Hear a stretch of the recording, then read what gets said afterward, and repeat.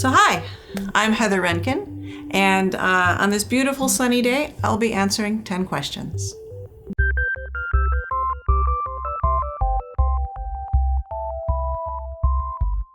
What is your Care Bear name and what's the logo on your tummy? Oh gosh, let's see. Oh, it's been forever since I've seen the Care Bears. My favorite Care Bear was Tenderheart, but I can't use that. I don't know why I liked him so much. Probably because he was the leader of the Care Bears. And a name I could remember. I think I would be Loyalty Bear. And the symbol, maybe just like some clasped hands or something nice like that. I don't know. Describe your perfect road trip. Oh, I've always wanted to travel Route 66.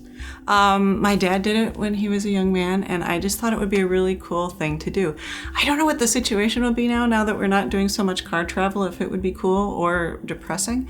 But I imagine that there's a lot of cool diners and things, and it's, from Chicago out west. I think it would be super fun. Get yourself a bag of licorice and set off. Red licorice. So we would take car trips as a kid. We always had snacks, and the main thing that we would take is a bag of red licorice. Now my mom, it's Chex Mix. Bags of Chex Mix are always in the car. So that gets passed around. You evolve. Snack tastes evolve. Gingerbread is outlawed. What will you build your house out of instead? Oh, that's a good question. As a fairy tale witch, it's important to build your house out of something that people will like to eat so you can lure them in. My house would be, I'm thinking of something structurally sound that people like to eat because, you have to live in it, right? It's super important. Biscotti. I think biscotti cookies. I think structurally sound, lovely. And then I get, coffee drinkers who have a lot of energy. So a lot of lean meat. I think that would be a good addition to my diet. Toilet paper usage. Do you fold or scrunch? Oh, I wrap. Keeps your hand a little cleaner. Just a little bit, just wrap it, and that way your fingers don't get in there. Coolest way you've gotten hurt? I got 6 stitches, not inches, I probably wouldn't be alive. 6 stitches above my eye, and it was at Brim Street Theater. I was doing a show, and sadly, one of my castmates decided to change his blocking in a blackout and ran into me. And so I busted my head open above my eye, and we went to the emergency room. Fortunately, the reason that I had gotten up and left the stage was that my character had already died. There was a funeral that was sung by Michael Jackson. This was before he was dead, not the real Michael Jackson. It's a Brim Street show, hello. And so we went. Fortunately, my main character was dead. Someone else got to play the bear that killed Michael Jackson, which was my other role in the show. So I didn't get to kill Michael that night. So we go into the hospital, and my character died in her pajamas. And so I walk into the emergency room in my pajamas with a big black eye, and I'm bleeding. And so they take me into a separate room, and they say, "No, ma'am, what happened? How'd you get hurt?" And I told them I was at the theater. And they said, "Ma'am, in your pajamas." And I'm like, "Oh, no. I was in a play." And I'm showing her because at that point I was wearing pantyhose. I'm showing her I'm wearing pantyhose. I'm wearing makeup. At the time, my in-laws were visiting, and my mother-in-law is an ER nurse. And she heard them talking about it, and that they had a laugh about it. But for a moment, my husband was about to be in trouble. That, and we didn't have an ice pack because it's Brim Street. There are first aid kits there, it's fine. I think it was John Gustafson went across the street to and got a pint of Ben & Jerry's Chunky Monkey or something, and so I used that. So I walked into the ER in my pajamas and ice cream on my head. What was the first video game you ever played? Oh, see, I'm not a big video gamer, but I probably played Pong. My Uncle Michael had it, and it was a really big deal at the time.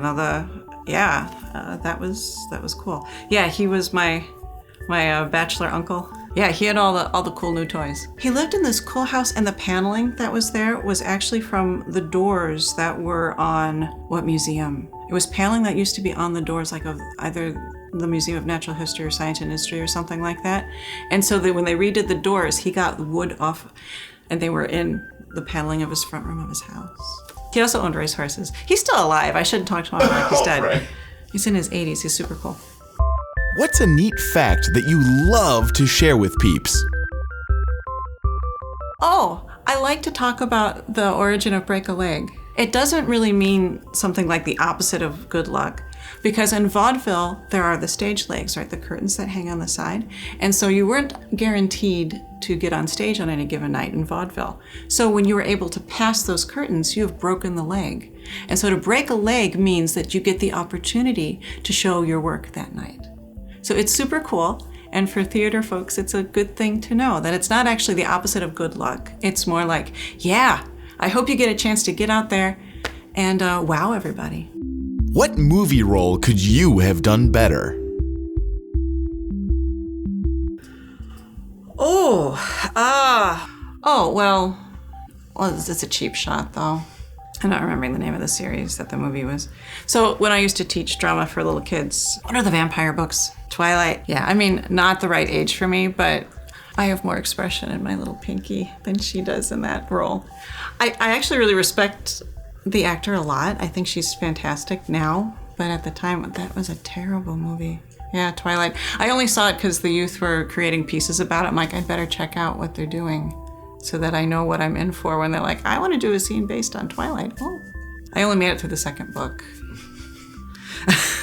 I think the worst part was there was one point where something I forget what scene, Twilight fans will know, where she's gotten hurt and she's passing out and she literally like crosses her eyes, and it was so bad it was funny. Like I think I took my husband to see it. He's a good man. But we're sitting there and she's like passing out and her eyes cross, and I'm like, that's awful and funny. I said that made this whole trip worthwhile, and the popcorn. It's a good night. What's an unwritten rule for hanging out at your house? Don't go through my stuff. Don't open my drawers. Don't look in my cabinets. I'm not gonna do it at your house either, I promise. If I need something, I'll ask. I know you'll do the same. My mother gets to do that. When she comes over, she gets to open up drawers and stuff. She's probably the only one. Don't start opening stuff. You never know what you might find. And then I have a lot of explaining to do, and it gets awkward.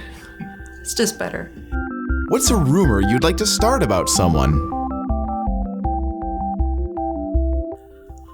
Oh, we could just make this a rumor about everybody that, I'm your best friend.